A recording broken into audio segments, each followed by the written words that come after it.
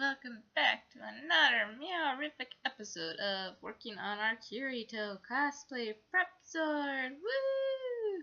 Alright, so now today's episode is going to help everybody show how to fix the little kind of bad spots that can occur when you're working and crafting, cutting out. Because like I said, it's cheap material, so little holes will occur in your work as you go along with cutting out. So I'm going to show you how to do very quick little patchworks in those areas. So what I use, and basically the reason I use it is just because it's leftover art supply stuff I have for when I did some art school. So what I'm using is something called golden modeling paste. You can probably just use clay too. Take that and just mold it into the spots where you have holes in your blade. So you could even just take little bits of clay, put it in there. You could probably even take plaster or putty or something for like housework, hardware stuff, and use it for this as well. This just happens to be what I have on hand all the time. Like I said, leftover stuff. So we'll focus the camera down, back on the blade.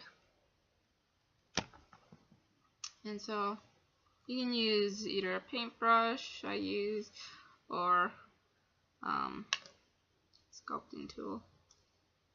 I'm blanking on the name of this right now, but I'll just kind of go over the area, make sure it sits flat and smooth on those parts where a hole had occurred. Just smooth it out. And I mean, I'll probably take sandpaper to it.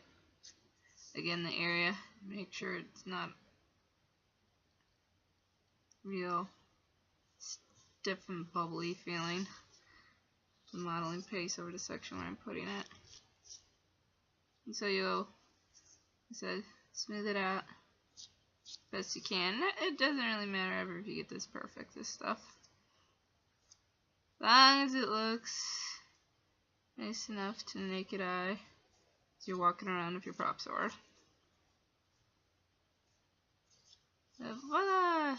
Just like that, those two little dings and holes are gone. So once again, we'll go over here where this little nick is right there. Take some of the modeling paste and we'll put it down into the section. I think I'm grabbing too much. Just gonna go back and forth over the section, smooth it out. I mean, find it difficult doing it all one coat. You can let the first coat dry, add some more modeling paste. I've had to do that a few times if I had a really bad hole. So prop sword. Oh wait, it's looking better. I don't know why stuff just popped up on my screen. Just close this out. There we go.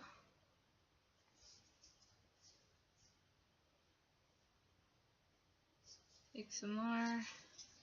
Find every little area. Like I said, I had that really bad area where the wood part was showing. That's one area I'm definitely gonna have to put quite a bit of this on. Just to make sure it just isn't showing through. Just so it's easy to put actual paint in that section. It's time to start getting all the coloration in. I did got way too much modeling paste there, I think. That's a little bit off. Smooth that a little bit more. As you can see, none of this is too difficult to the times consuming in a sense compared to some of the ways you can build props. Like I said, there's other ways to build props, obviously. Wood.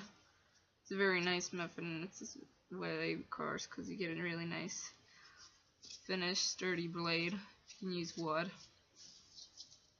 You just need a lot of power tools in my mind for that, and I just don't have the setup for all that right now. Not always the time takes for that, so that's why I do this method of foam board, because I find it just something I can just sit down and do anytime I got some free time. Don't have to like have a whole giant setup. You can just prop down any floor in any room where you live and pretty much just start going at your work. I'm also currently working on costumes for the next convention we'll be going to, so at the same time I'm making the props, making the full outfits. There is some nice, of course, online places if you're not very good at seamstress work, and I'm by no means very good at it. I just get it's good enough where I look like the character. I'm much better at the prop making part. I have a lot of having to redo when it comes to the costume making. But yeah, so now the wood no longer visible at all. It looks white, so I did get that patched up. And luckily this is sort of didn't end up actually getting too nicked up, so it's actually not a lot of repair work I need to do. Just a little bit, few on the edges. And if anybody has suggestions of other type of craft projects they'd like me to see, I'll definitely take that into consideration and try to get to those. If somebody wants me to show how I make my cat ears, so I will definitely get to making a video of that too. So this is by no means going to be a YouTube channel of just prop making. It'll pretty much end up just being a crafty making kind of channel. I'll just make different things I happen to know how to make, just in essence share my skills, share my techniques, in case anybody else out there happens to be interested, because I found a lot of times in making stuff that other people's videos helped me get started in doing this, gave me an idea of where to start. So I'm like, well, I want to pass on that quality then. Sharing knowledge, helping others get started, and finding what could be quite fun, and what's something that person can actually end up being quite good at. You never know what you're good at until you give something a shot.